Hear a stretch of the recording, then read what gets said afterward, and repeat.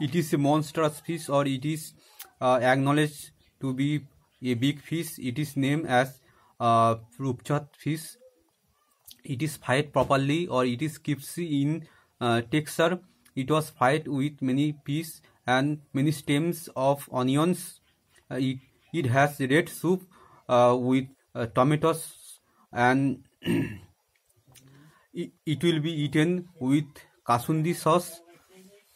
This is familiarized as kasundi. It is in green color, and it has a yellow color with mixing with green color.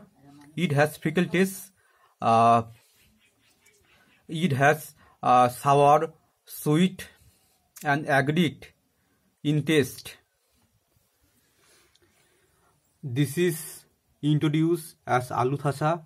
This will be eaten with this fish curry and with this rice.